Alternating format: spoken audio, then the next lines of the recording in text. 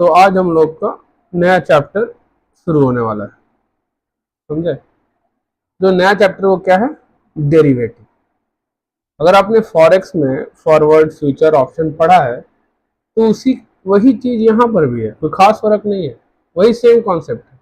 वही कहानी जो आप लोगों को मैंने सुनाई थी, वो कहानी याद है ना, फॉरेक्स मार्केट कैसे बना, मार्केट कैसे बना, फ्यूचर कैसे बना, ऑप्शन क्यों बना, वही कहानी यहाँ पर भी काम करता है। ठीक है, चाहे फॉरेक्स में हो फ्यूचर ऑप्शन या फॉरवर्ड, चाहे स्टॉक के केस में हो फ्यूचर ऑप्शन या फॉरवर्ड, कहानी वही है। कहानी वही है, क्यों बना, कैसे बना, क्या रीजन है, और वही कॉन्सेप्ट भी पीछे में, बेस में कॉन्सेप्ट भी वही है। क्या समझे, एक सेकेंड।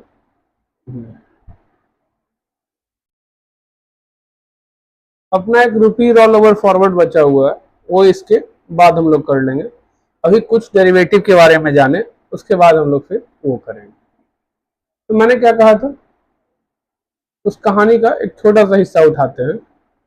मैंने कहा था एक शेयर मार्केट है, ठीक है, मतलब शेयर का मंडी, जैसे फल का मंडी, सब्जी का मंडी, वैसे शेयर का मंडी। ठीक है, शेयर मार्केट में बेसिकली डिफरेंट कंपनीज के शेयर्स रहते हैं। ठीक है, और लोग जो हैं इस शेयर को खरीदते हैं और बेचते हैं। ये हो गया आपका स्पॉट मार्केट। कोई दिक्कत, स्पॉट मार्केट। ठीक है, लोग इसी शेयर को अगर भविष्य में खरीदने का कॉन्ट्रैक्ट करें तो उसी को कह देते हैं हम लोग फॉरवर्ड मार्केट। और फॉरवर्ड मार्केट में क्या है कि डिलीवरी होता है, एक्चुअल डिलीवरी होती है फॉरवर्ड मार्केट में। बस यही है कि कॉन्ट्रैक्ट रेट क्या है, आज ही फिक्स हो जाता है। कॉन्ट्रैक्ट रेट जो होता है वो आज ही फिक्स हो जाता है। तो मोर और लेस ये दोनों मार्केट एक ही जैसा था, कोई खास फर्क नहीं था। बस यहाँ पे रेट पहले फिक्स हो जाता है, तो उस दिन कुछ भी रेट हो उससे फर्क नहीं पड़ रहा, इसी रेट पे हम अपना बाई या सेल जो भी करना है करेंगे। लेकिन जो फ्यूचर ऑप्शन है वो क्या होता है, वो शेयर मार्केट का बेसिकली सट्टा बाजार, जहां से मार्केट पैसा कमाता है। यहाँ पे कौन पैसा कमाता है, जहां पे भी एक्चुअल डिलीवरी है, जहां पे सामान बेचा जा रहा है एक्चुअली मेन, वहां पे पैसा कौन कमाएगा, जो उस सामान का एक्चुअल होल्डर है। उस सामान का एक्चुअल होल्डर कौन रहता है, कंपनी सब, समझ में आया? तो पैसे वो कमाते हैं। इन्हें क्या मिलता है, सिर्फ इशू कॉस्ट जो होता है, जो भी इशू का खर्चा होता है, ये सब इनको मिलता है, अपना चार्जेस वार्जेस मिलता है। और शेयर मार्केट अपना मेन पैसा किससे कमाता है, फ्यूचर और ऑप्शन से। फ्यूचर में एंटर करने के लिए हमें क्या जमा करना पड़ता है, इनिशियल मार्जिन। और फ्यूचर में हमें क्या हो सकता है, फ्यूचर में हमें गेन भी हो सकता है और लॉस भी हो सकता है। ऑप्शन में हमें क्या देना पड़ता है, प्रीमियम, और ये प्रीमियम हमें वापस नहीं मिलता है। और यहां सिर्फ गेन हो सकता है होल्डर को, और लॉस हो सकता है किसको, राइटर को। बस मैंने जो इश्यूअर है उसको बस लॉस होता है, होल्डर को हमेशा खाली गेन होगा। होल्डर के लिए लॉस क्या है, होल्डर के लिए प्रीमियम लॉस है, होल्डर के लिए प्रीमियम लॉस है। तो राइटर के लिए प्रीमियम क्या है, अल्टीमेट गेन। इससे ज्यादा गेन उसको होगा ही नहीं, अल्टीमेट गेन है, यही गेन है। राइटर का मैक्सिमम गेन क्या हो सकता है, प्रीमियम। समझ गए। अब ये जो फ्यूचर ऑप्शन है इसका अपना अपना एक प्राइस मार्केट है। फ्यूचर तो खैर अपना प्राइस टोटली डिराइव करता है, किससे डिराइव करता है, स्पॉट रेट से डिराइव करता है। उसके लिए हमें सर्टेन फॉर्मूलाज दिए गए हैं कि कैसे डिराइव करता है, समझ में आया। ऑप्शन क्या करता है, ऑप्शन सीधा सट्टा खिलाता है स्पॉट मार्केट के रेट पे। ऑप्शन सीधा सट्टा खेलता है स्पॉट मार्केट के रेट पे, आया समझ में। वो सीधा सट्टा लगाता है कि नहीं यही रेट है, ये रेट है स्पॉट मार्केट में, ठीक है, इसी पे सट्टा है। 10 दिन बाद ये रेट हो गया तो अगर तुमको गेन है तुम आके ले जाना, नहीं हुआ गेन भाग जाना, समझ में आया। पर फ्यूचर क्या करता है, फ्यूचर अपना प्राइस डिराइव करता है सर्टेन फॉर्मूला का यूज करके। तो इसके पास इसका अपना प्राइस होता है, ठीक है, अपना प्राइस होता है। इसके पास अपना प्राइस नहीं होता, ये सीधा सीधी आपका स्पॉट मार्केट के प्राइस पे सट्टा खेलता है। समझ में आया? कोई दिक्कत, कोई प्रॉब्लम? तो सबसे पहला कॉन्सेप्ट हमारा यही है कि फ्यूचर कैसे प्राइस ड्राइव करता है। यही सब क्वेश्चन शुरू में चैप्टर के शुरू में शुरुआती क्वेश्चन है वो इसी पे है कि फ्यूचर अपना प्राइस कैसे ड्राइव करता है, समझ।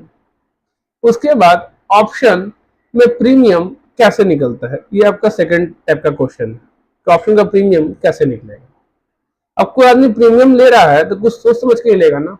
क्यों? क्योंकि प्रीमियम लेने वाला कौन है? ईश्वर।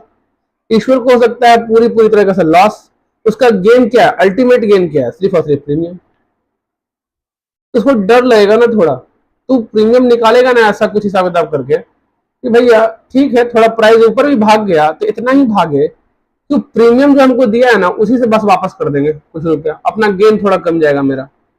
नहीं समझे? अगर मान लो बाई पोजीशन लिया, मतलब बाई मतलब कॉल ऑप्शन, होल्डर ने बाई किया कॉल ऑप्शन बाई पोजीशन, और उसने 300 रुपया कहा था, तो अगर 302 रुपया हुआ तो बस 2 रुपया देना पड़ेगा राइटर को। मान लो प्रीमियम के तौर पे 3 रुपया ले रखा था राइटर ने, तो उस केस में फिर भी गेन में कौन रहेगा? ऑब्वियस सी बात है राइटर गेन में रहेगा।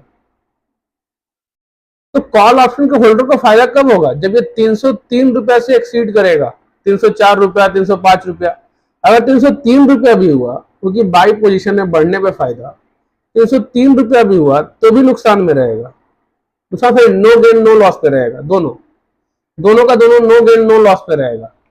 जो प्रीमियम वाला जो मैं राइटर है उसको भी बस जो 3 रुपया पहले लिया था वो दे देगा, और जो होल्डर है वो 3 रुपया पहले दिया था फिर 3 रुपया इनफ्लो हुआ तो वो क्या हो गया? Net position zero, cancel out कर दिया दूसरे को। तो 304 रुपया होगा तब तो 1 रुपया लॉस होगा राइटर को और 1 रुपया गेन होगा होल्डर को। आया समझ में? तो इसलिए इसलिए हमेशा ध्यान रखना जब भी ऑप्शन का बात हो या किसी चीज का भी बात हो, हमेशा ध्यान रखने वाली बात क्या है? तो वो है सर आपने कहा था बाई पोजीशन। अगर बाई पोजीशन में कोई भी रेट फिक्स हुआ है, तो अपना बात का प्राइस अगर उस रेट से ऊपर जाएगा तभी गेन होगा। और सेल पोजीशन पे अगर कोई भी रेट फिक्स हुआ है, जिसको हम लोग स्ट्राइक प्राइस करते हैं, जिसको हम लोग एक्सरसाइज प्राइस करते हैं, जिसको हम लोग कॉन्ट्रैक्ट रेट भी कर सकते हैं, कोई दिक्कत नहीं है। ये तीनों वर्ड का यूज कर सकते हैं उसके लिए हम। अगर सेल पोजीशन लिया था हमने तो वो नीचे जाएगा तो फायदा होगा। और मैंने कहा था ऑप्शन के केस में बाय पोजीशन डिसाइड होता है कि वो कॉल है कि पुट है, उससे फर्क नहीं पड़ रहा कि ये बाई हो रहा है कि सेल हो रहा है, नो प्रॉब्लम। अगर सेल भी हुआ है ना तो होल्डर ने बाई किया है, होल्डर के पर्सपेक्टिव से क्वेश्चन सॉल्व होगा, ध्यान रखना।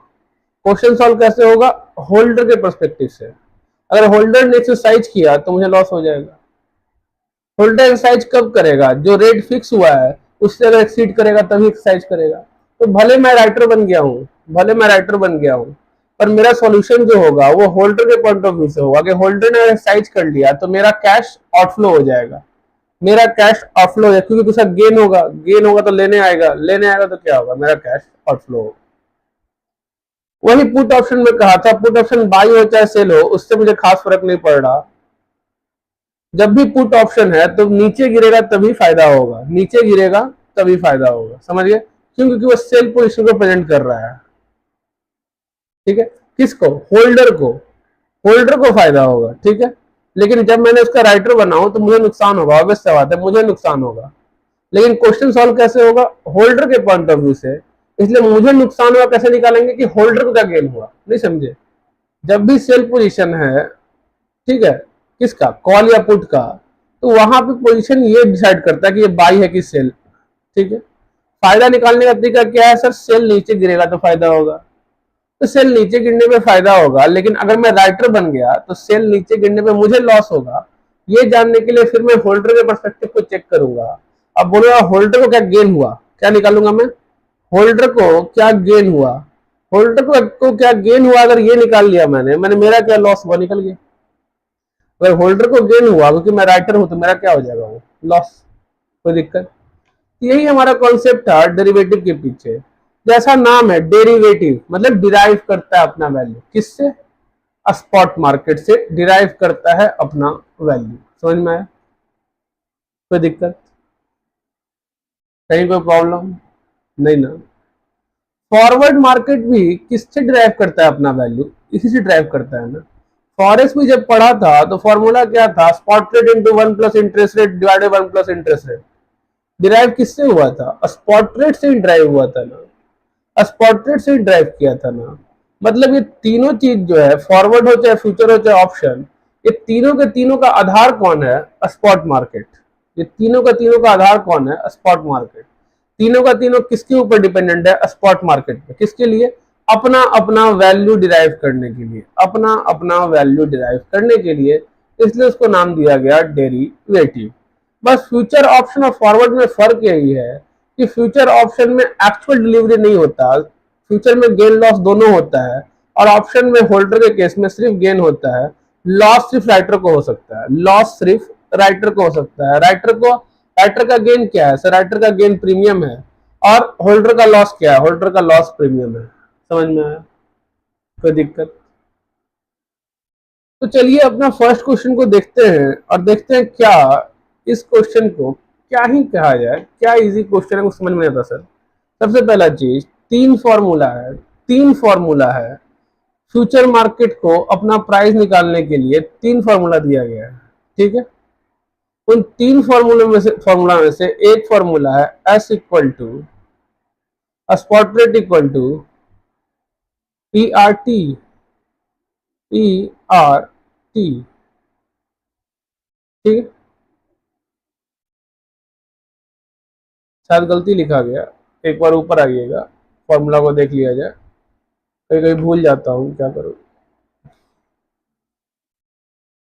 ऊपर में होगा आपका spot equal to E R Y minus T, sorry यही तो गलती लिख गया, याद आ गया मुझे। वो सोचो ऐसा फॉर्मूला क्या लिख रहा हूँ मैं। चलो आ जाओ, देखो स्पॉट इक्वल टू लिख दिया मैंने। फ्यूचर का प्राइस जो होगा F equal to S, spot से ड्राइव करेगा, स्पॉट से ड्राइव करेगा तो एस तो होगा, into E R minus Y T.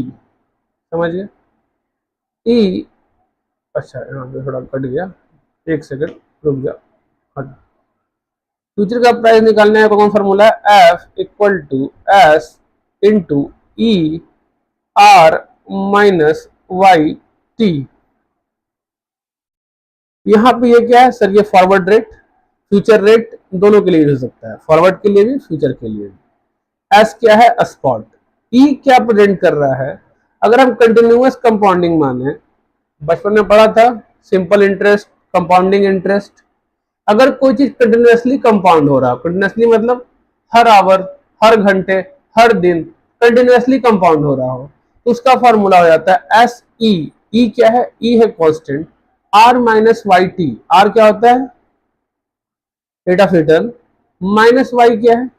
Dividend yield, T क्या है? टाइम। आर क्या है? Risk free rate of return, ध्यान रखना। एस क्या है? स्पॉट। ई क्या है? ई कांस्टेंट है, उसका कोई मतलब नहीं है, ई कांस्टेंट है। ई का वैल्यू हम लोग निकालना सीखेंगे आगे और अच्छे से सीखेंगे, अभी के लिए तो इतना ही समझो कि ई कांस्टेंट है, ठीक है। आर क्या है? आर होता है आपका risk free rate of interest. Y क्या है? Dividend yield. Yield sir, yield और डिविडेंड रेट में क्या फर्क है जरा एक बार बताइएगा। और टी क्या है? टाइम। ये फॉर्मूला है कंटिन्यूअस कंपाउंडिंग हो तो, ठीक है। सर यील्ड और रेट में क्या फर्क है? एक सर डिविडेंड रेट भी होता है, एक डिविडेंड यील्ड भी होता है। जब भी रेट का यूज करता है ना, इसका मतलब मान लो एक शेयर है जिसका फेस वैल्यू 10 रुपया है, ठीक है, उसका मार्केट प्राइस 100 रुपया है, और उस पर डिविडेंड मिला है हमें, मान लेते हैं 2 रुपया। तो अगर डिविडेंड रेट की बात करूं तो वो होगा 2/10, मतलब 20%। कितना होगा? 20%। लेकिन अगर यील्ड की बात करूं तो वो होगा 2/100, मतलब 2%। तो सर यील्ड का मतलब क्या हुआ? यील्ड का मतलब हुआ मार्केट प्राइस से अगर रिटर्न का परसेंटेज निकालोगे, मार्केट प्राइस का यूज करके रिटर्न का परसेंटेज निकालोगे, तो वो कहलाएगा डिविडेंड यील्ड। सर ये एक फॉर्मूला है। अगर हम ये माने कि चलो कंटिन्यूअस कंपाउंडिंग नहीं है पर क्वार्टरली कंपाउंडिंग है, एनुअल कंपाउंडिंग है, ठीक है, या मंथली कंपाउंडिंग है, ये भी तो हो सकता है सर कि मंथली कंपाउंडिंग हो। ऐसे इस क्वेश्चन में मंथली कंपाउंडिंग था, तो कंटिन्यूअस कंपाउंडिंग का फॉर्मूला हम नहीं लगा सकते हैं, है ना। कंटिन्यूअस कंपाउंडिंग का फॉर्मूला हम लोग नहीं लगा सकते, क्यों? तो जब मंथली रेस्ट बोला मतलब मंथली कंपाउंड हो रहा है, जब भी लिखे ना मंथली रेस्ट मतलब मंथली कंपाउंडिंग। अगर बोले आपका क्या बताइए, मंथली रेस्ट का मतलब क्वार्टरली रेस्ट बोला मतलब क्वार्टरली कंपाउंडिंग।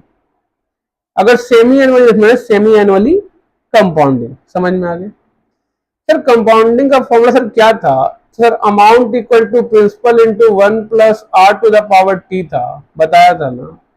तो इसी फॉर्मूला को हम उल्टा तोड़ेंगे, F equal to spot into 1+r। अब अगर मंथली कंपाउंडिंग है तो r/12 हो जाएगा। r क्या है? Risk free rate of interest. अगर मान ले 6 महीने का बात है तो पावर 6 हो जाएगा। आया समझ में? पावर 6 हो जाएगा। यही अगर क्वार्टरली का बात करें सर तो F equal to S 1+r/4, क्योंकि एक साल में 4 क्वार्टर होता है। और यहाँ पे स्क्वायर हो जाएगा, क्यों?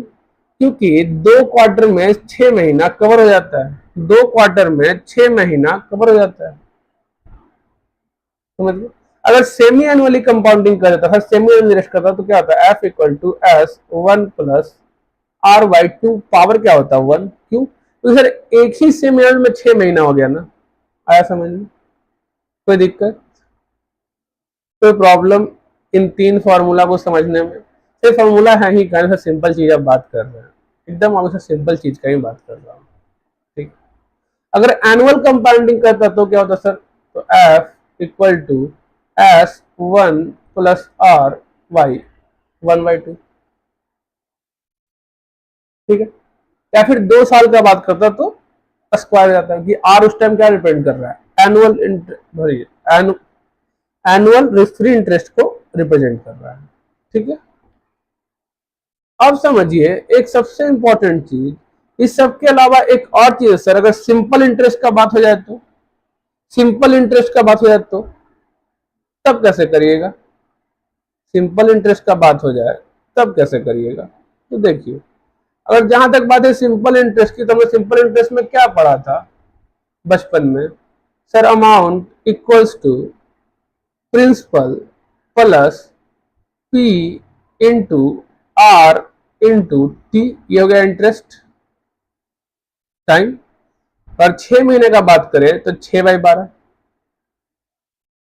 Minus dividend.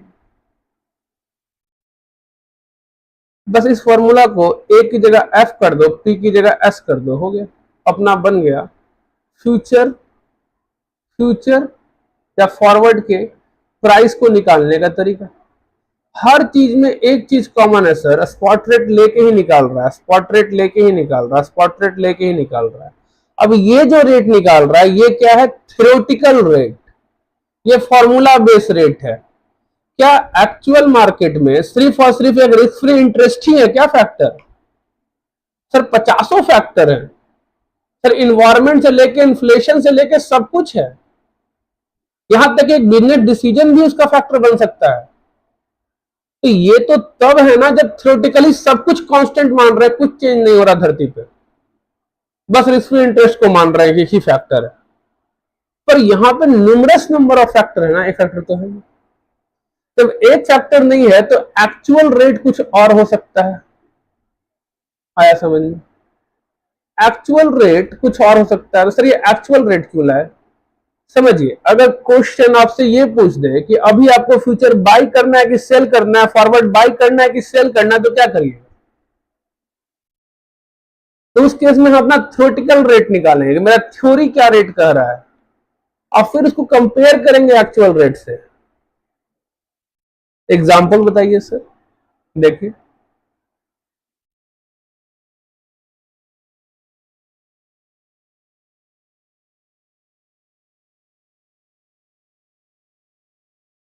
एग्जाम्पल में देखिएगा,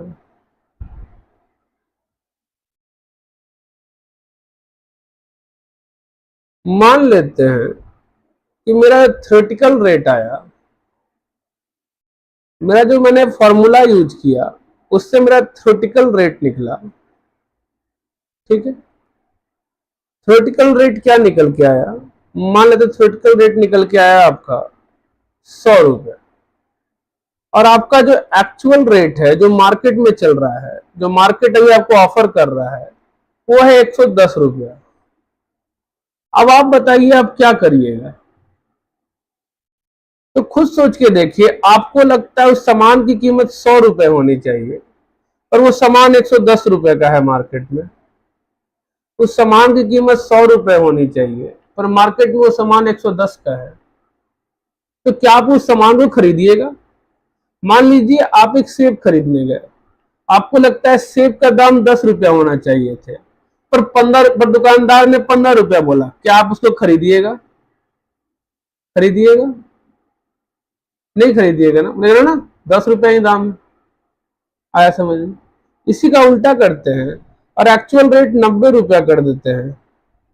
एक्चुअल रेट 90 रुपया कर देते हैं। अब आपको लग रहा है कि सेब का कीमत 10 रुपया है, आप दुकान पे गए, दुकानदार ने कहा 9 रुपया है, अब क्या करिएगा आप? अब क्या करिएगा? तुरंत उसको खरीदने के लिए हामी भरिएगा ना, तुरंत उसको खरीदने के लिए हामी भरिएगा ना। इसीलिए थ्योरेटिकल रेट का जरूरत पड़ता है हमें। जब एक्चुअल प्रैक्टिकल लाइफ में आइएगा तो आपको कंपेयर करना होता है कि मैं आज मुझे कॉन्ट्रैक्ट एंटर करना है, तो मेरे हिसाब से फ्यूचर रेट क्या होगा आज से 6 महीने बाद, ठीक है, समझ गए। और अभी मार्केट क्या ऑफर कर रहा है फ्यूचर रेट 6 महीने वाले का। तो अगर हमको लगता है कि वो रेट एक पहुंच जाएगा तो मैं क्या करूंगा, उस हिसाब से डिसीजन लूंगा अपने। फॉर एग्जाम्पल आप इस क्वेश्चन में देखिए, इस क्वेश्चन में देखिए, फ्यूचर का प्राइस क्या चल रहा था 1950, और उसका थ्योरेटिकल प्राइस क्वेश्चन ने क्या निकाला, बस बता रहा हूं देखने के लिए। थ्योरेटिकल प्राइस 1908 निकाला। तो आप क्या करते, सेल करेंगे, बाई तो करेंगे नहीं। अगर बाई नहीं करेंगे तो क्या करेंगे, सेल करेंगे, ऑब्वियस सवाल। क्यों? क्योंकि हमको इसको समझिए सेब की तरह, हमें लगता है सेब का कीमत 1908 रुपया होना चाहिए, पर मार्केट 1950 पे कॉन्ट्रैक्ट करने को तैयार है, मार्केट 1950 पे कॉन्ट्रैक्ट करने को तैयार है। तो भाई हम महंगा सेब बेचना चाहेंगे ना, है तो मेरे पास सेब है ही नहीं, नहीं समझे, खरीदेंगे तो नहीं, ये तो क्लियर है। खरीदेंगे कैसे? हमको लगता है कि 6 महीने बाद 1908 रुपया होना चाहिए, और 6 महीने बाद का रेट हम लोग कॉन्ट्रैक्ट कर रहे हैं वो करा 1950 रुपए पे कॉन्ट्रैक्ट करेंगे। अब इसके अगर बाय पोजीशन ले ले, बाय पोजीशन ले ले, ऊपर जाएगा तो फायदा होगा, लेकिन हमको लग रहा है कि इतना ही प्राइस रह जाएगा, तो इसका मतलब सेल पोजीशन ले तब तो गेन हो, सेल पोजीशन ले तब तो गेन हो। क्या समझे?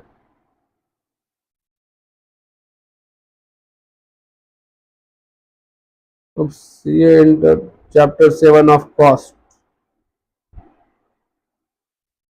तो ये तो यार चैप्टर 7 ऑफ कॉस्ट तो जब कॉस्टिंग पढ़ाएंगे तभी हो पाएगा, अभी तो नहीं हो पाएगा, ठीक है। आया समझ में? वही सेम सेब का एग्जांपल, सॉरी दूसरा सीट छूट गया, वही सेम सेब का एग्जांपल। अगर मैं मार्केट में गया और मुझे लगता है सेब का कीमत 100 रुपया होना चाहिए, पर सेब 110 रुपया बोल रहा है, तो मैं क्या करूंगा? सेब खरीदूंगा नहीं।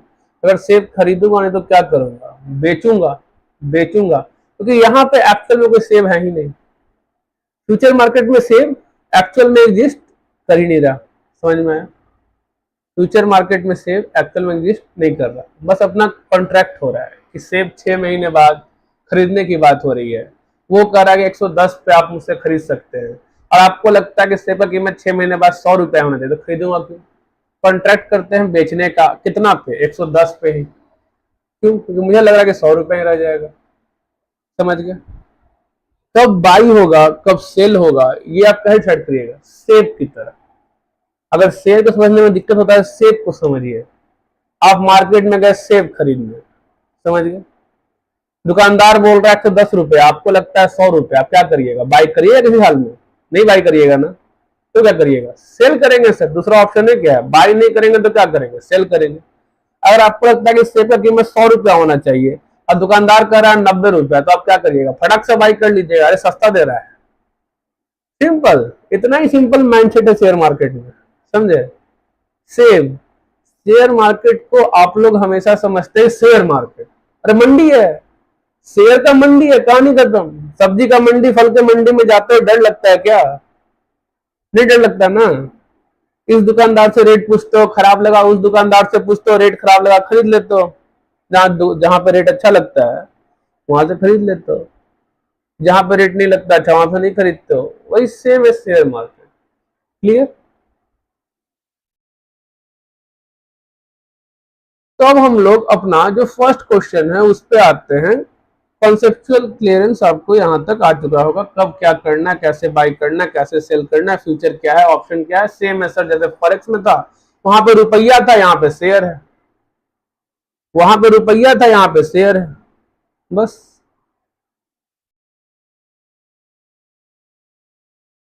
अब देखिए, जो अपना फर्स्ट क्वेश्चन था उसमें कहा गया the 6 month forward price of a security is this. इसका मतलब सर हमको एफ बता दिया, हमको सर फॉर्मूला का एफ बता दिया। क्या बताया है? 208 रुपया 18 पैसा, कोई दिक्कत? और क्वेश्चन में आगे बोला कि बोरोइंग रेट जो है 8% पर एनम है, पेएबल विथ मंथली रेस्ट। ठीक है, तो अब आर जो है आपका रिस्क फ्री भी हो सकता है, बोरोइंग हो सकता है, कोई दिक्कत नहीं। क्वेश्चन कुछ भी कहे आप उसको मान सकते हैं। बोरोइंग रेट का बोरोइंग रेट मानिए, आर एफ में रिस्क फ्री का रिस्क फ्री रेट ले लीजिए, कोई दिक्कत नहीं। इसने कहा 8% पर एनम है, पर वो मंथली रेस्ट है, मतलब सर कंपाउंडिंग वाला फॉर्मूला है। तो सर स्पॉट होगा 1 प्लस सर आर कहा मंथली रेस्ट, तो सर आर बाई 12 हो जाएगा। और सर पीरियड क्या सर 6 महीना आती है, तो 1 महीना बन गया, तो 6 महीना के लिए पावर 6 हो जाएगा। सर मेरे पास 208 है, मेरे पास एस अवेलेबल नहीं है सर, मेरे पास 1 अवेलेबल है सर, लेकिन निकालना मुझे स्पॉट ही है। सर मेरे पास 8% अवेलेबल है। ध्यान रखिएगा, जब भी परसेंटेज को नंबर के टर्म में लिख रहे हो, तो नंबर, जब भी आप सब कुछ नंबर के टर्म में दिए हो तो परसेंटेज को भी नंबर के टर्म में दीजिए, वरना आपका आंसर गलत आएगा। तो 0.08 भागे 12 पावर 6। अब जब आप सॉल्व करिएगा तो पाइएगा 208.18 इक्वल्स टू एस 1 पॉइंट कितना हुआ जाए, डिवाइड कर लीजिए, तो कैलकुलेटर खोल लिया जाए।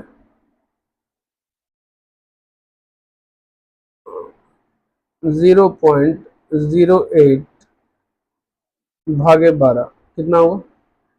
ये हो गया +1, तो 1.0067 या 007 तक के ले लीजिए, तो पावर 6। ठीक है, और वैसा बात है, कभी कभी आपको ऐसा भी नंबर मिलेगा जहां पे आप नहीं निकाल पाइएगा पावर, तो उस केस में क्या यूज करना है? कैलकुलेटर का वो ट्रिक आपको सारा लिखवा दिया जाएगा, वो सारा ट्रिक आपको लिखवाया जाएगा, उस ट्रिक्स का यूज करिएगा।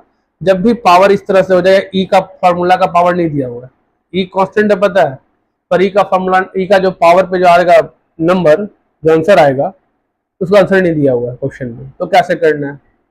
तो खुद से कैलकुलेटर से भी निकाला जा सकता है, क्योंकि हम लोग मैथमेटिशियन तो है नहीं, we are the chartered accountant, not a अरे यार मुंह भी बहुत फंस जाता है, नॉट अ मैथमेटिशियन।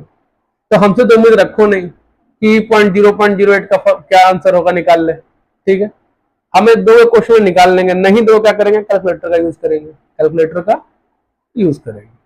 ठीक है, जनरली वो दे ही देता है, ऐसा नहीं कि नहीं देता है।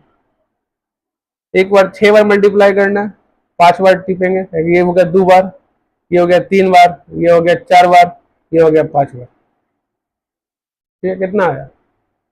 1.0354, सॉरी एक बार टिपाया गया, 1.042718 जो भी आया, उसको 208 से डिवाइड करिएगा, एक मेमोरी प्लस कर लेते हैं, और 208 0.18 से डिवाइड कर देते हैं, मेमोरी रिकवर कौन सा होगा, ये वाला है शायद। आंसर कितना आया, 199.6467। और बस बात में राउंडिंग नहीं किया इस वाले को, इस कारण से आंसर ऐसा आया। तो सिंपली पता चल रहा है एस इक्वल टू 200। इतना ही सिंपल क्वेश्चन होता है डेरिवेटिव का। और तो और सिंपल होगा। कैसे? अगर आपने वो बाई और सेल का जो कॉन्सेप्ट है समझ लिया, इतना बाई पोजीशन में बढ़ने में फायदा, कभी भी आप इस चीज में कंफ्यूज नहीं हो कि एस माइनस एक्स करना है कि एक्स माइनस एस करना है। आपको पता है कि गेन है कि लॉस है, आपको पहले से पता है कि इस सवाल में गेन हुआ है कि लॉस हुआ है। अगर मुझे पता है कि गेन हुआ है कि लॉस हुआ है, तो मैं सिंपली क्या करूंगा, एस माइनस एक्स और एक्स माइनस एस में फंस नहीं जाऊंगा, नहीं ना। रटते हैं बच्चे इस चीज को कि एस माइनस एक्स होगा कि एक्स माइनस एस होगा। क्यों रट रहे हो? एकदम प्रैक्टिकल लाइफ में उतर आओ। सोच लो कि तुम ही बैठे हुए शेयर मार्केट में पैसा लगा रहे हो अपना, क्या समझे? नींद का है, आप क्या हो गया? ठीक है, चैप्टर 7 का स्टडी। तो एस इक्वल टू 200। कृपया आगे देख लीजिए, अपना आंसर बना लिया जाए।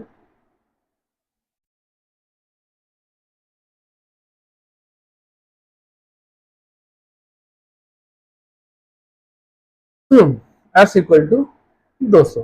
अब ये अपना पूरा लंबा चौड़ा हिसाब किताब लिखता है, एग्जाम में लिखने का इच्छा लिखिए, नहीं तो सिर्फ आप अगर F equal to S 1 + r by n to the power t भी लिखते हैं तो आपको नंबर वो देगा।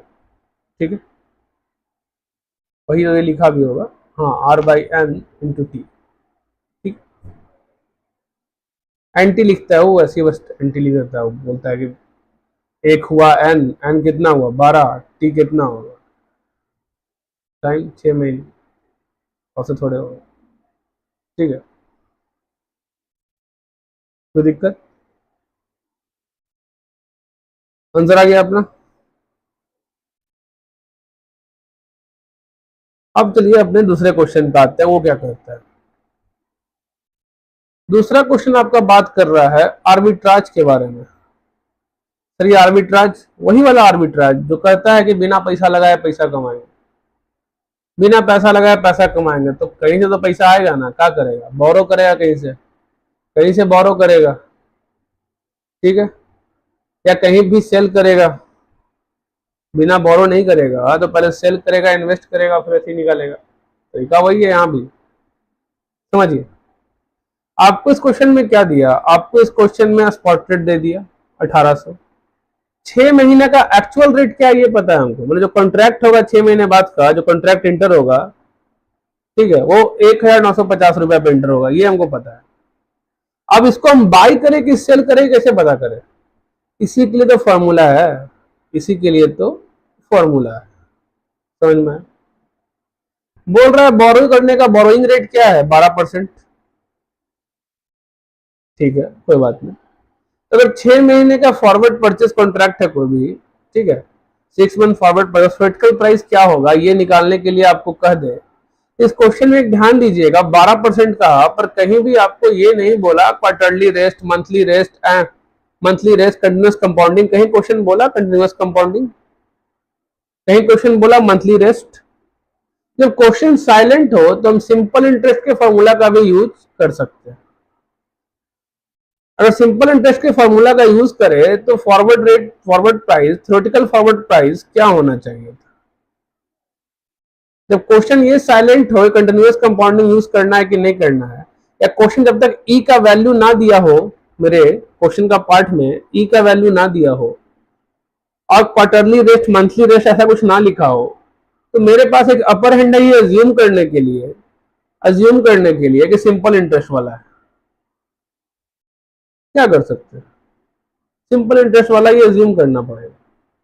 चलिए, और इसको हम सिंपल इंटरेस्ट वाला अज्यूम कर रहे हैं, तो अगर सवाल सॉल्व करने को है, सॉरी ब्लैंक शीट कौन है, दिख का ही नहीं रहा मेरे को, क्या हो गया,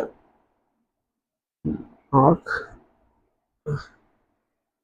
हाँ, लगता है नींद आ रहा है। ठीक है, आइए चलिए। तो मेरे पास डाटा अवेलेबल क्या था सर, मेरे पास स्पॉट रेट दिया हुआ था 1800। तो अगर सर फॉरवर्ड रेट का बात करें तो F equal to spot rate sir दिया हुआ था एस, सर इंटरेस्ट रेट यहाँ पे कुछ साइलेंट था तो हम बोल सकते हैं कि सर सिंपल इंटरेस्ट ले लेते हैं, तो S into R, sir time क्या था, टाइम क्या था 6 महीना, तो 6/12। सर एस कितना था 1800, ऑब्वियस सा बात है, तो ये क्या हो जाएगा 1800। आर कितना था एक बार देखिएगा, 12%, ठीक है 12% गुने 6/12, तो प्राइस होगा हमारा 1800 प्लस, अरे कौन सा था, इसको बंद कर दिया जाए यार।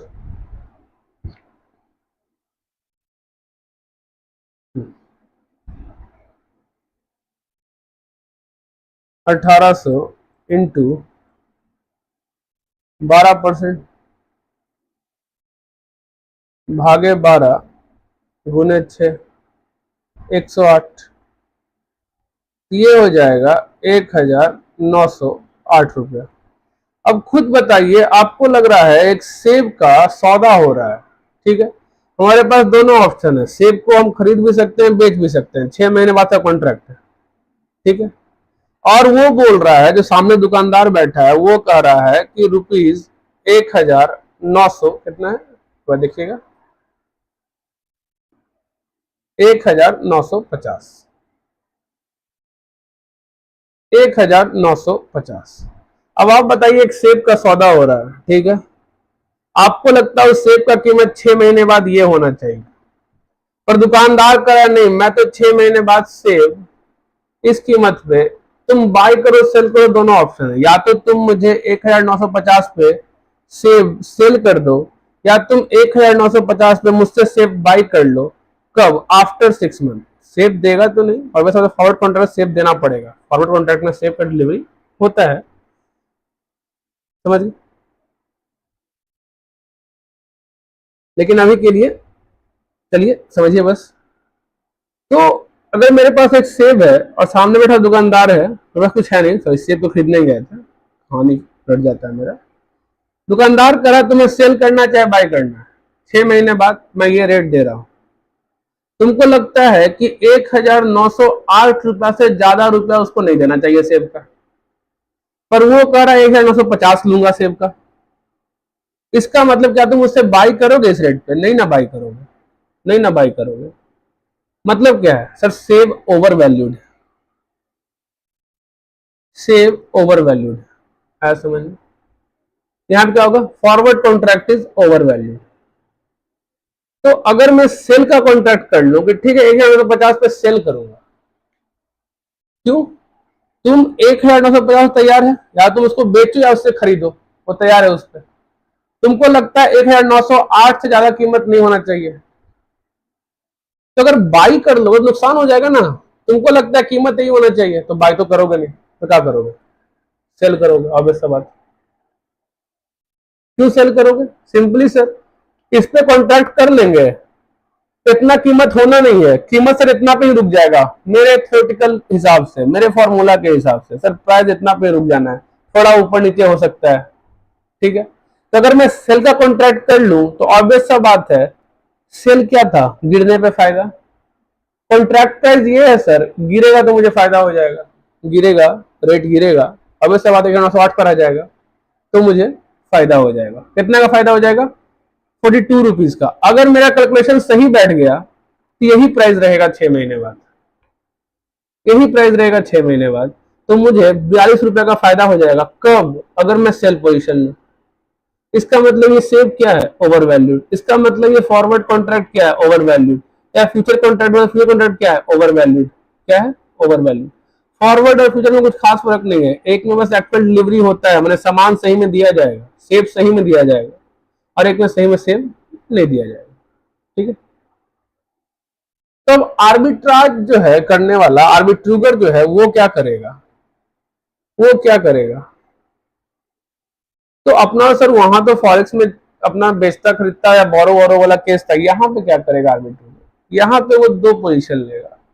सिंपली सा बात है, सेव क्या है? Over value. मतलब कैसे लिखेंगे हम लोग?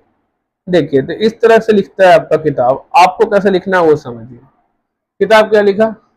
ऑब्वियस सा बात है कि सेव ओवर वैल्यूड है, ठीक है। सेव क्या है? Over value. तो फायदा क्या है? सेल कर देना, वो तो क्लियर है। हम लिखेंगे इस तरह से, since the theoretical price of future contract is lower than actual price, therefore the future contract is overvalued. To have arbitrage gain,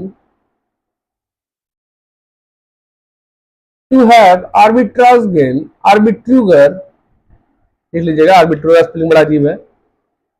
आर्बिट्रूगर will sell future contract। अगर फ्यूचर कॉन्ट्रैक्ट सेल करेगा तो स्पॉट क्या करेगा? And buy a spot, buy a spot. आया समझ में? Sell future contract and buy a spot. Sir ऐसा क्यों किया? वो स्पॉट बाई क्यों किया? वो स्पॉट इसलिए बाई किया, समझ रहा हूं, उसे एक्चुअल डिलीवरी नहीं करनी, उसे एक्चुअल डिलीवरी नहीं करनी, वो क्लियर है, ठीक है। उसे एक्चुअल डिलीवरी नहीं करनी है, क्लियर है, फ्यूचर कॉन्ट्रैक्ट है। लेकिन फिर भी वो स्पॉट बाई करेगा अपने पोजीशन को बराबर रखने के लिए कि अगर इधर गेन हो तो इधर से बच जाओ, इधर लॉस हो जाएगा, अगर इधर लॉस हो तो इधर गेन हो जाए। नहीं समझे? समझे? इसी क्वेश्चन को अब आगे की तरफ समझो। ये स्टेटमेंट तुम अपने मन से सही बना के लिख सकते हो, कोई दिक्कत नहीं, पूरा मार्क्स देगा। The theoretical price is higher than the actual price, therefore the arbitrator will buy future and sell spot. ऐसे लिख सकते हो, कोई दिक्कत नहीं है, फुल मार्क्स देगा। कैसे होगा गेन, अब ये समझो। आज आज आर्बिट्रेटर क्या करेगा? सर उसको स्पॉट बाय करना है। अगर उसको स्पॉट बाय करना है, उसको स्पॉट बाय करना है तो ऑब्वियस सी बात है उसके पास तो पैसा है ही नहीं। तो सबसे पहले क्या करेगा? सर सबसे पहले वो बोरो करेगा। तो आज आर्बिट्रेटर क्या करेगा? बोरो करेगा। क्या बोरो करेगा? 1800 रुपया। स्पॉट रेट क्या है sir? 1800 at the rate 12% for 6 month. कोई दिक्कत? अब जैसे ही पैसा बोरो करेगा वो क्या कर लेगा? Spot buy. जैसे ही स्पॉट बाय करेगा 1800 रुपए का क्या हो जाएगा सर? आउटफ्लो। क्या समझे? और क्या करेगा? Inter into future contract. अब फ्यूचर कॉन्ट्रैक्ट में सर इनिशियल मार्जिन जो पे करना होता है वो तो क्वेश्चन में दिया नहीं है, तो हो सकता है उसके पास इनिशियल मार्जिन का पैसा पहले से हो। Inter into future contract. कोई दिक्कत? ये तीन काम वो आज करेगा। फ्यूचर कॉन्ट्रैक्ट में वो क्या किया है sir? Sell future, sell future contract. अब क्या होगा सर? अब 6 महीने बाद जो भी होना होगा, आफ्टर 6 मंथ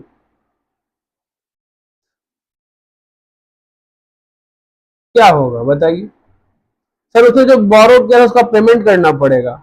पेमेंट क्या होगा सर? पेमेंट तो पहले ही निकाल लिया सर, एक तरह से देखा जाए तो 1908 रुपया, 1908 रुपया निकाले थे ना इंटरेस्ट के साथ। तो क्या होगा? Repay the borrowing, sorry repay the borrowing. कितना?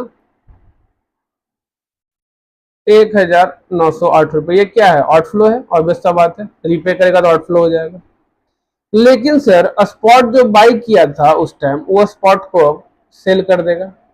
अब रेट क्वेश्चन में दिया ही नहीं है तो उसको एक्स अमाउंट पे सेल करेगा, एक्स अमाउंट पे सेल करेगा मान लेते हैं। फ्यूचर कॉन्ट्रैक्ट में क्या होगा सर?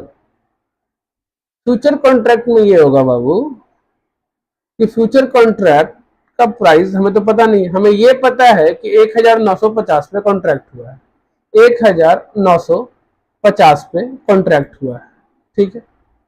तो 1950 सेल का कॉन्ट्रैक्ट हुआ है, तो ऑब्वियस सा बात है 1950 मेरा मैक्सिमम इनफ्लो, इनफ्लो साइड ही रहेगा ना, सेल यही हुआ है ना, तो ये इनफ्लो मान लो यही होगा। अगर एक्चुअल डिलीवरी हो तो इनफ्लो क्या होता? ये होता, सेल होता, इतना रुपया मिलता, माइनस एक्स। अब जब सॉल्व करोगे तो ध्यान दोगे सर यहाँ पे तो हमारा आउट इनफ्लो और आउटफ्लो नेट होकर के जीरो हो चुका है, हो गया कि नहीं हो गया? जीरो। तो आज तो ना मेरा सर इनिशियल और माने निकाले नेट कैश आउटफ्लो या net cash inflow today zero. Sir 1908 minus में है, 1950 मेरा इनफ्लो है और एक्स मेरा इनफ्लो है, सर एक्स और एक्स कट जाएगा, बचा क्या? 1950 माइनस 1908, तो आर्बिट्राज गेन क्या होगा? 42। आया समझ में? आर्बिट्राज गेन क्या होगा? 42। क्या समझे? कोई दिक्कत? आफ्टर 6 मंथ आर्बिट्राज गेन क्या होगा? 42। That's it. ये आंसर मुझे पहले ही पता था सर। हाँ, इस क्वेश्चन का फायदा यही है ना कि आंसर शुरू में ही पता होता, आंसर पहले से पता होता है, समझिए? कोई दिक्कत?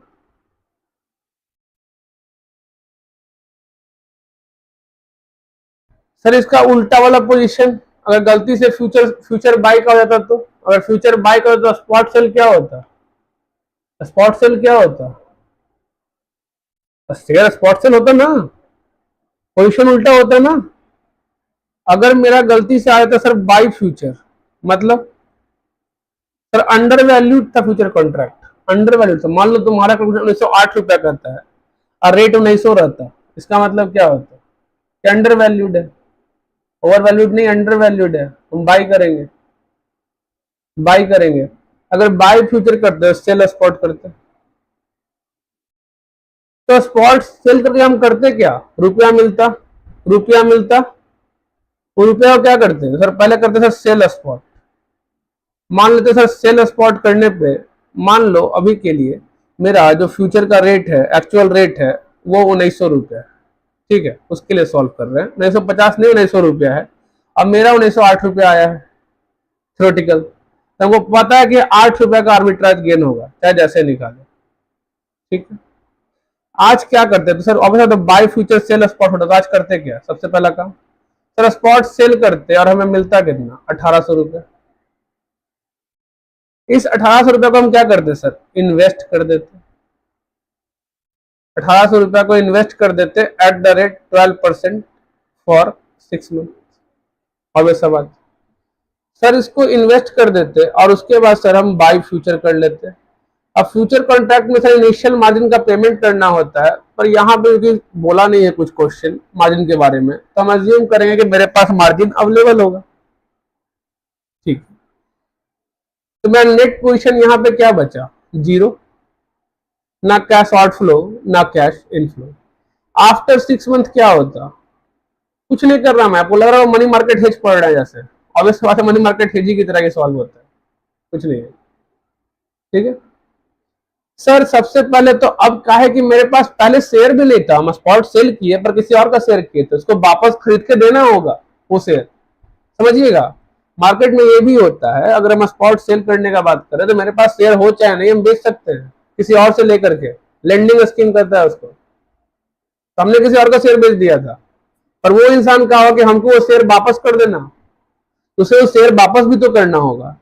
तो आफ्टर 6 मंथ हमें क्या करना होगा सर? बाय स्पॉट करना होगा, और वो रेट हमको पता नहीं है, और बेस्ट बात है एक्स है, ठीक है।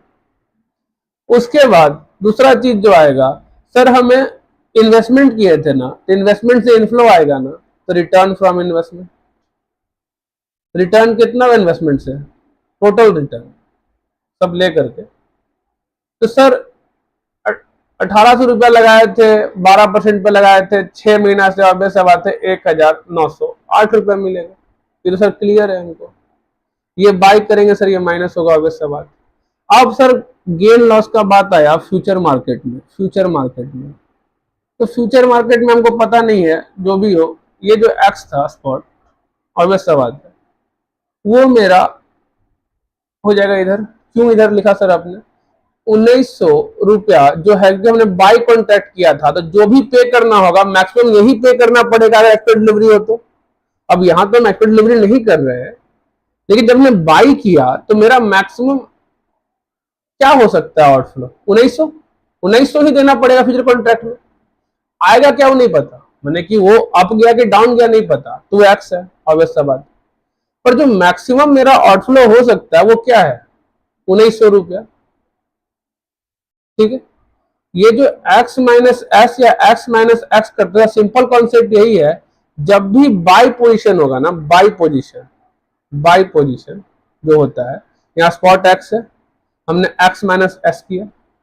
जब भी बाई पोजीशन होता है, जब भी सॉरी एस माइनस एक्स किया ये वाला, जब भी बाई पोजीशन होता है ना, x क्या है?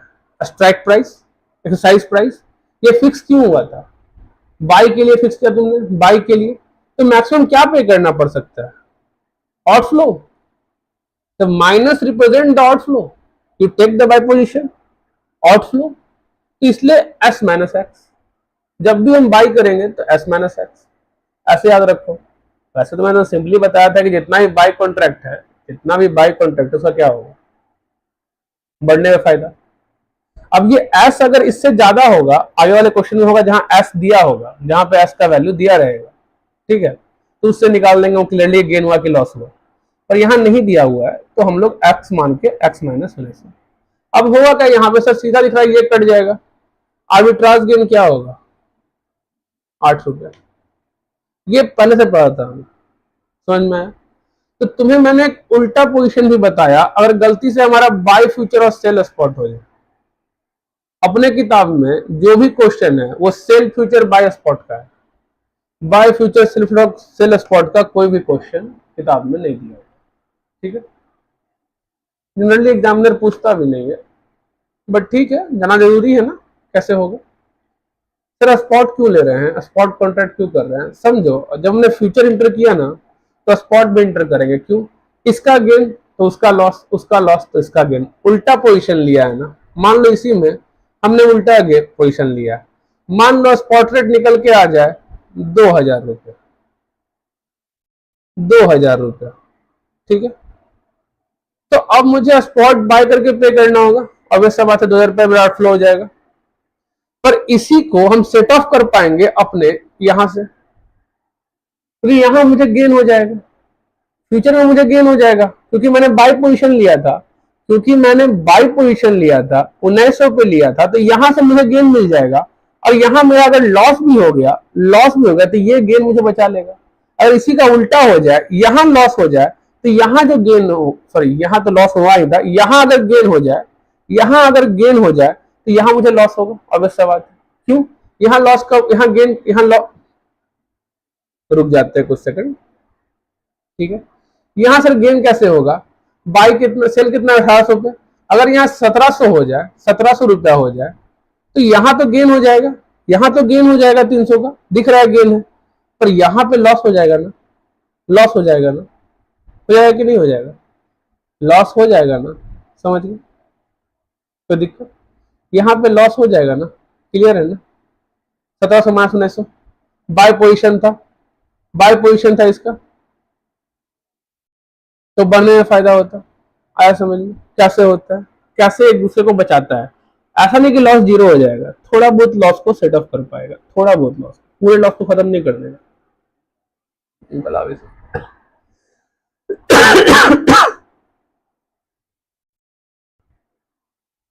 चलो तो 2 क्वेश्चन हो गए। क्वेश्चन नंबर थर्ड पे आओ। थर्ड क्या बोलता है? सर थर्ड कुछ नहीं बोल रहा, थर्ड सिंपली कर रहा है 31/8/11 को स्पॉट रेट ये था, सर एस तो दे दिया।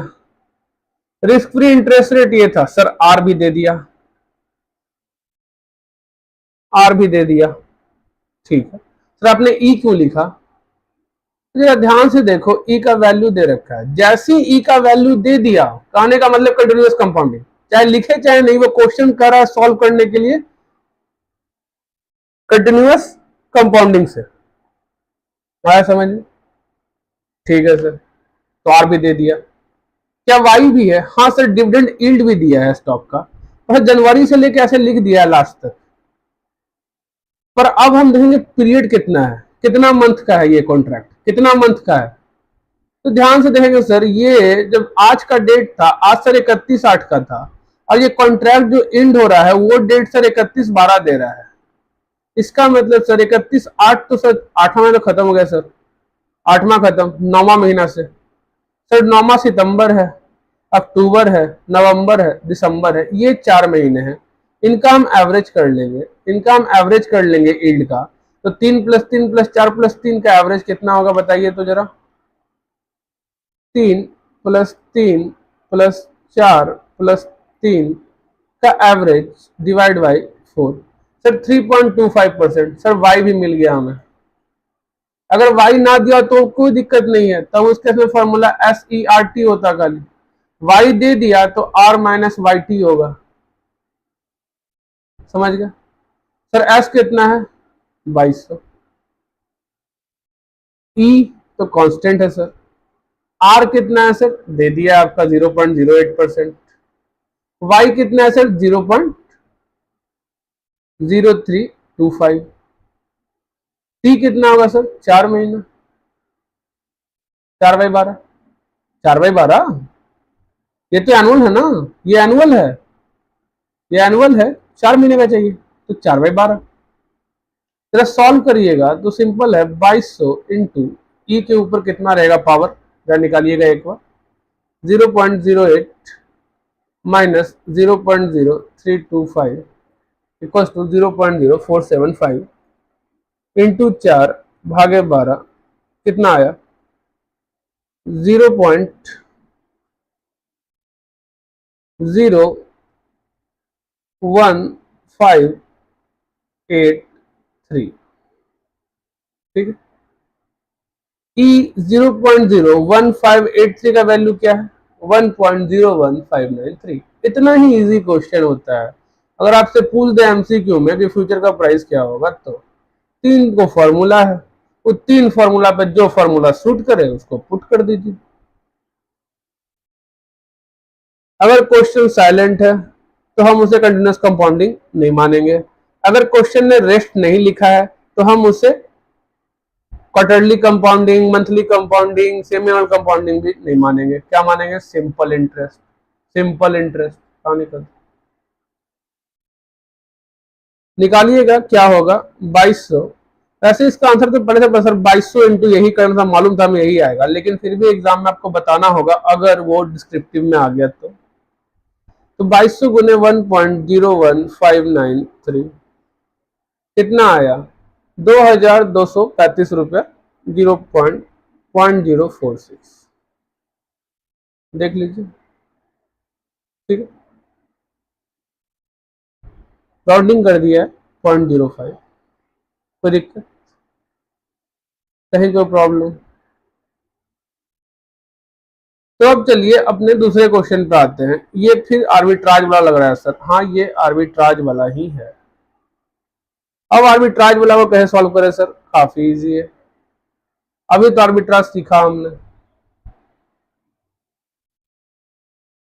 एक सेकंड, थोड़ा पानी पी लेता हूँ, गला सूख रहा है। एक मैक ठीक है ना, आवाज आ रहा है ना?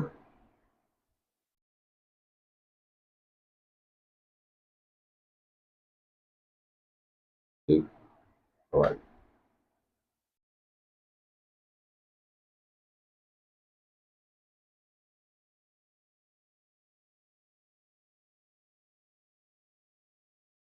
बस थोड़ा सा पानी पी के आता हूँ, तब तक आप लोग थोड़ा सा बस वेट करिएगा।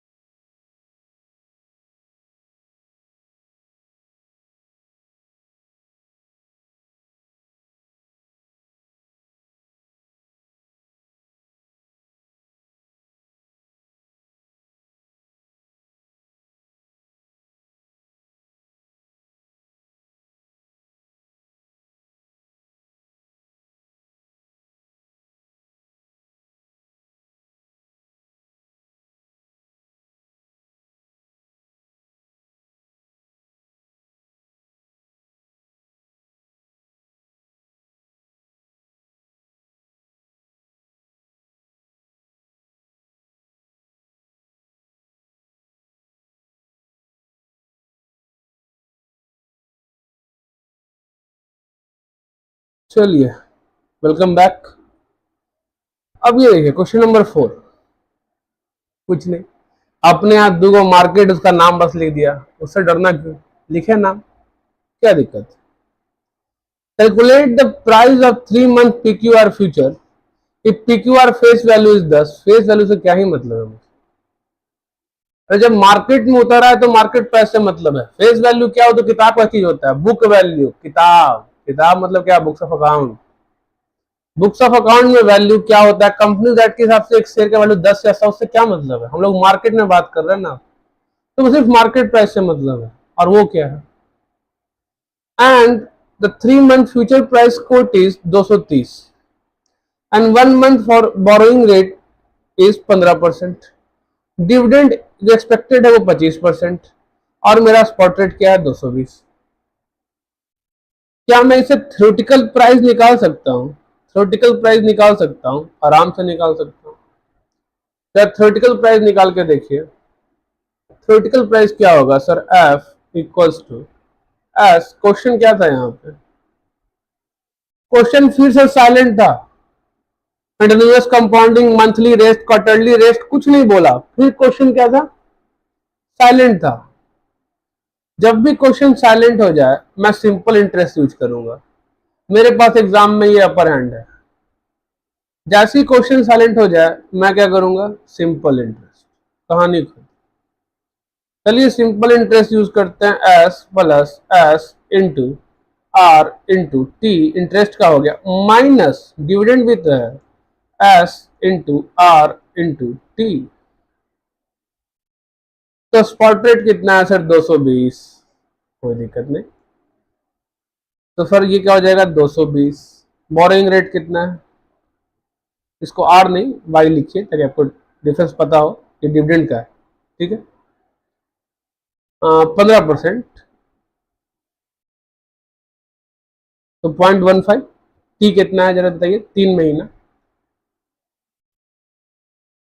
माइनस डिविडेंड के लिए, अच्छा ये 9 कट जाएगा, 220 इंटू कितना है, वाई कितना है 25%।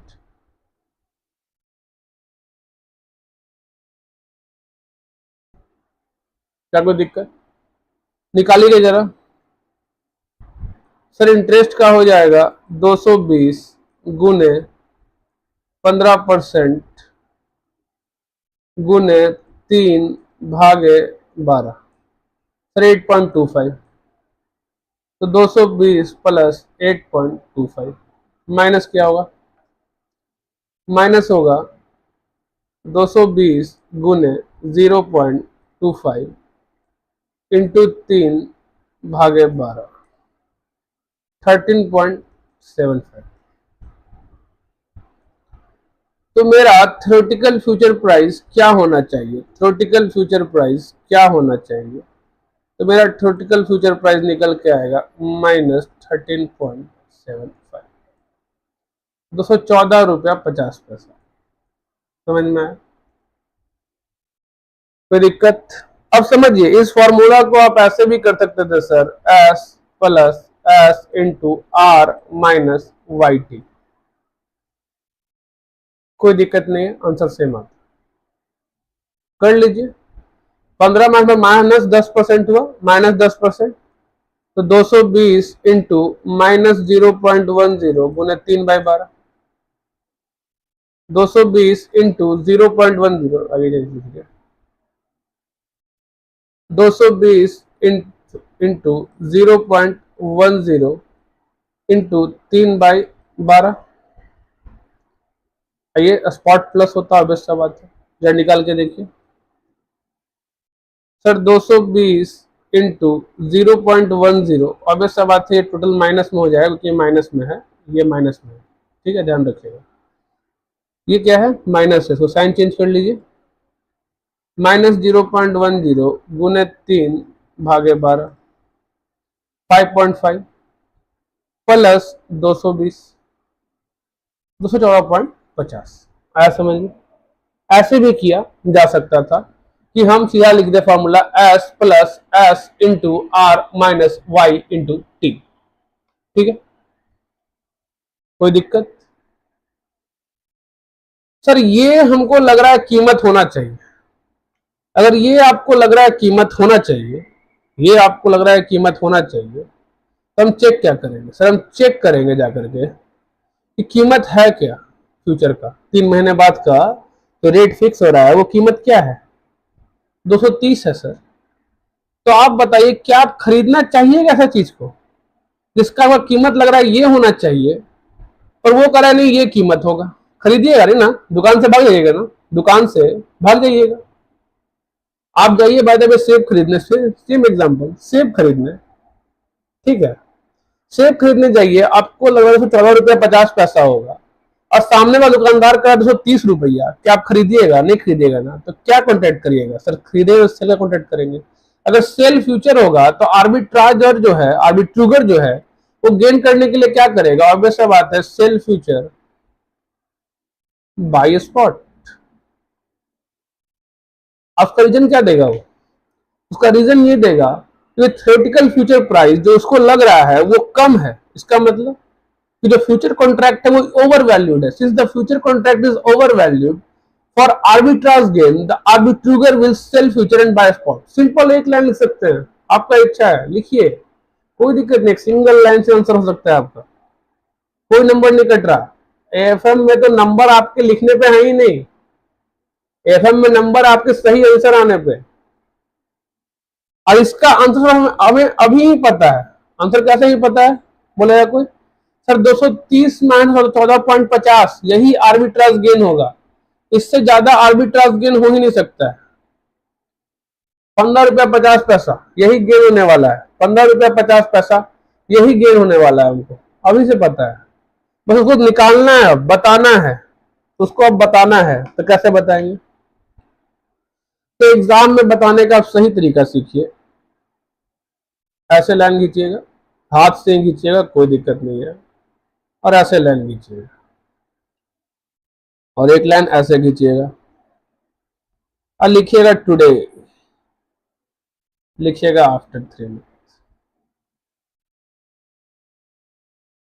आज क्या क्या होगा? सबसे पहले तो स्पॉट बाय करना है। स्पॉट बाय करने के लिए क्या करना पड़ेगा? बोरो। एट द रेट किस परसेंट से? परसेंटेज क्या था बोरोइंग का? 15% था फॉर 3 मंथ। कितना बोरो करना पड़ेगा आज के डेट में? सर स्पॉट का रेट क्या था? 220। ठीक है, यहाँ कुछ नहीं होगा, 3 महीने बाद का कैसे होती। बोरो करके सर क्या करेंगे हम? स्पॉट बाय करेंगे सर। स्पॉट बाय कितना पे होगा सर? 220। सर ये इनफ्लो था और ये क्या हो गया? आउटफ्लो। अब क्या करेंगे sir? Sell future, future sell करेंगे। इसके लिए कोई मार्जिन अमाउंट दिया नहीं है तो कुछ होगा नहीं। ये हो गया अपना आज का कहानी खत्म। अब आएगा 6 महीने बाद का कहानी। सबसे पहले क्या करेंगे सर? रीपेमेंट।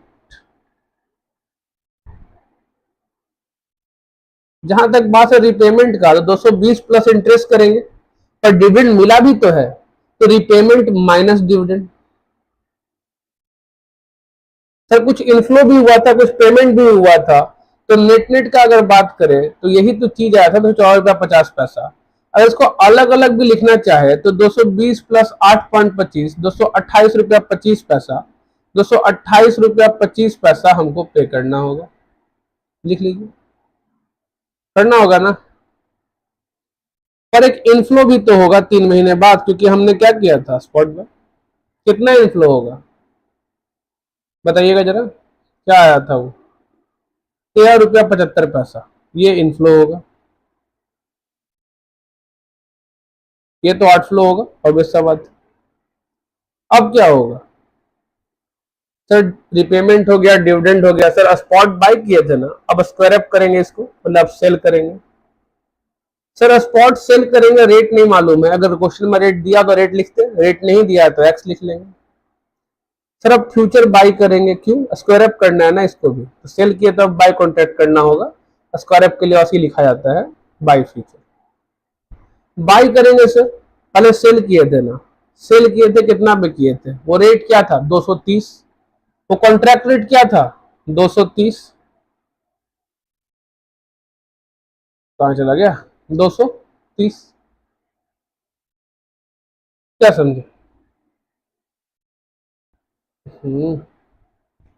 232 कैसे ले आया है?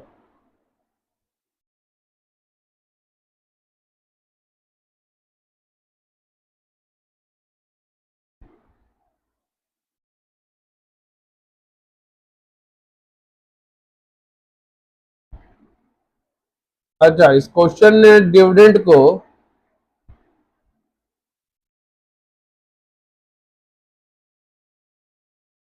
क्या किया, 220, 220 का ये 1/4 किया है, 3/12।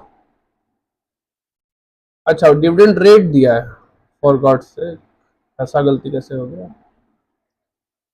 Expected annual dividend 25%, question silent था पर इसको रेट माना है, ठीक है। इसको रेट मान के क्या होगा और यील्ड मान के भी आंसर क्या होगा, दोनों देख लेते हैं, कोई दिक्कत नहीं, इसलिए हो सकता है। आइए आप लोग, कितना था कॉन्ट्रैक्ट का फिर बताइएगा? 200, अरे यार ये पेज क्यों खुल जा रहा है बार बार? 230। हमने किया क्या था सर? हमने सेल किया था ना, तो इनफ्लो क्या ही हो सकता है, अगर एक्चुअल डिलीवरी होता तो 230 का इनफ्लो होता, माइनस एक्स। अगर निकाल सर, ये कट गया, ये और ये प्लस माइनस ये कितना होगा देखिए सर, 230 प्लस 13.75 माइनस 228.25, 15.50, ठीक। ये हमें पहले ही पता था, जब हमने यहाँ पे माइनस करते तभी हमें पता था क्या हमें गेन होने वाला है, शुरू से ही पता था। 230 माइनस 214.50, 15.50। अब आईसीआई की मेहरबानी ये है कि जब उसने फेस वैल्यू दिया तो हमें कहा अज्यूम करो ये चीज कि मैंने डिविडेंड का जो बात किया है वो मार्केट वैल्यू पे नहीं किया है, वो रेट का बात किया है। तब ऐसा अजम्पशन कहां से ले ले आदमी, ऐसा एजम्पशन कहां से ले ले? ताकि आईसीआई सोचता है, ऐसा सोचता है आईसीआई कि मैंने फेस वैल्यू दिया, अगर मैंने यील्ड या रेट नहीं लिखा तो तुमने एज्यूम का ही नहीं किया, तुम यही एज्यूम करो। तब इस चीज का आंसर हो सकता है क्या? नहीं ना। तब जो वो कहा उस पर भी आंसर निकाल लेते एक बार, एक दफा को, क्या दिक्कत? कुछ चेंज नहीं होगा, बस फिर से थ्योरेटिकल प्राइस निकालते हैं और हमें पता है सर एक तो 220 था, उसमें तो कोई दिक्कत नहीं था सर, 8 रुपया 25 पैसा इंटरेस्ट था सर, उसमें भी कोई दिक्कत नहीं था। तो दिक्कत क्या था? कुछ नहीं सर, ये -0.25 होगा बस। क्यों? क्योंकि 10 रुपया का 25%, सॉरी 2.5 रुपया हो जाएगा, 10 रुपया का 25% था, 10 रुपया का 25%, 2.5 रुपया माइनस 2.5 रुपया। तो उस केस में मेरा थ्योरेटिकल प्राइस क्या आएगा? तो 220 प्लस 8 रुपया 25 पैसा माइनस 2.5 रुपया, तो 225.75 आएगा। इस केस में भी अपना पोजीशन वही रहेगा, क्यों? क्योंकि आपको लगता है इस शेयर का कीमत 225 रुपया 75 पैसा होना चाहिए, और 230 में कॉन्ट्रैक्ट कर रहा है, तो उससे बाई थोड़े करेंगे, ओवर वैल्यू है, यही कीमत देगा तो लेंगे, बाई करते। अब क्या करेंगे? सेल कर देंगे। अगर सेल करने का बात करें तो फिर वही कहानी है सर, ये चीज तो होगा, इसमें तो कोई दिक्कत नहीं है। यहाँ पे बस हल्का सा चेंज आएगा सर, ये जो है ना, इसको बस हल्का सा चेंज कर दीजिए और आप सर यहाँ पे लिख दीजिए बस 2.5 रुपया, इसको बस 2.5 रुपया लिख दीजिए और आपका आंसर क्या हो जाएगा, निकाल लीजिए एक बार। उस केस में आंसर बस हो जाएगा 230 प्लस 2.5 रुपया माइनस 228.25, 4.25, और आप आपका आंसर मैच कर जाएगा, ठीक है, 4.25। कोई दिक्कत? इस क्वेश्चन में दिक्कत क्या हुआ? तो कुछ नहीं सर, वो फेस वैल्यू दिया था, तो आईसीआई सोचता है कि आप अज्यूम करिए, क्या अज्यूम करिए, क्या अज्यूम करिए, आप ये अज्यूम करिए कि ये डिविडेंड यील्ड नहीं रेट बोले, डिविडेंड यील्ड नहीं रेट बोले, समझ में आए? मतलब फेस वैल्यू पे कैसे अज्यूम करिए, क्या फेस वैल्यू आपको दिए थे ना, तो मार्केट वैल्यू कह लिए आप, तो इसका कोई जवाब थोड़े, आप साइलेंट हो जाइएगा क्वेश्चन में, सिर्फ फेस वैल्यू दे दीजिएगा, आप कहिएगा बच्चा अज्यूम करे, हाँ जिम करिए, बताए थे ना। आप मेरा किताब का क्वेश्चन क्या नहीं बनाए थे, आया समझ में? तब मेरा किताब क्वेश्चन बनाइए, आपको पता रहेगा ये चीज, गलती नहीं करिएगा। कोई दिक्कत? अब इसमें क्या बोला, बोला प्राइस ऑफ फ्यूचर कॉन्ट्रैक्ट निकालो, नहीं निकाल लोगे, नहीं निकाल पाओगे, बोलो। फ्यूचर कॉन्ट्रैक्ट का प्राइस क्या होगा? तो बीएससी में स्पॉट रेट क्या है? 5,000। रिस्क फ्री इंटरेस्ट रेट क्या है? 9%। डिविडेंड यील्ड क्या है? 6%। बीटा पोर्टफोलियो बात का चीज है, ये जब आपको बात आएगा value of portfolio to be hedged, उसमें यूज होगा, ठीक है। We assume that a future contract on BSE index with 4 month maturity is used to hedge the value of portfolio। अच्छा ठीक है, इसमें थोड़ा आपको भी समझना पड़ेगा लंबा, और मुझे आ रहा है, मेरा आँख थोड़ा हो रहा है धुंधला धुंधला, ठीक है, मैंने आँख चिपक जा रहा है। तो इसको हम लोग यहीं पर रोकते हैं आज, आज के लिए। ऐसे भी काफ़ी कॉन्सेप्ट तो काफ़ी लंबा हो चुका है। और एक थे उनका चैप्टर 7 था कॉस्टिंग का, हम लोग कोशिश करेंगे एग्जाम के पहले आपको चैप्टर 7 कॉस्टिंग का इंटर का करवा दे, ठीक है। पता नहीं कौन सा चैप्टर है, देख लिया जाए कौन सा चैप्टर है, तो हार्ड चैप्टर होगा, पहले तो पढ़ना पड़ेगा ना पढ़ाने के पहले, कॉस्टिंग पढ़े काफ़ी दिन हो गया है, ठीक है। कोई सवाल हो तो पूछ लीजिए। टूपी ऑल ओवर फॉरवर्ड आज नहीं करा पाएंगे आपको, उसको कर लिया जाएगा किसी दिन, समय मिलेगा तो उस दिन कर लिया जाएगा। कोई सवाल हो तो पूछ लीजिए, कुछ देर रुका जाएगा।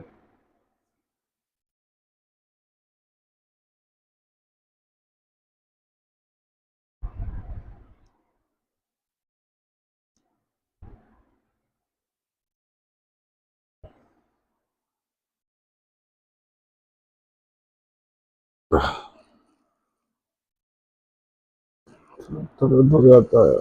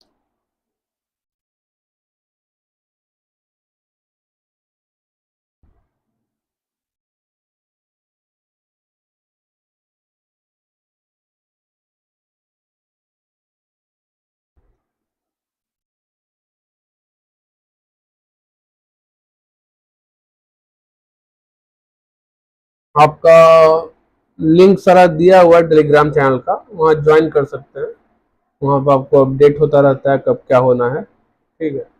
दूसरा, आपको फिजिकल बैच के लिए भी लिंक वहाँ दिया गया है, और सजेशन लिंक भी वही है, मतलब आपको अगर कुछ लगा कि वीडियो में कुछ सही होना चाहिए, कुछ और ऐड होना चाहिए, या फिर कुछ नहीं होना चाहिए, तो वहाँ सजेशन में जाकर सजेशन दे सकते हैं, ठीक है। आपको प्रणाम भरना पड़ेगा उसके लिए, तो वहाँ चाहें तो जाकर के सजेशन भी दे सकते हैं क्या इम्प्रूव किया जाए, और अच्छा होता कि हमारा सेशन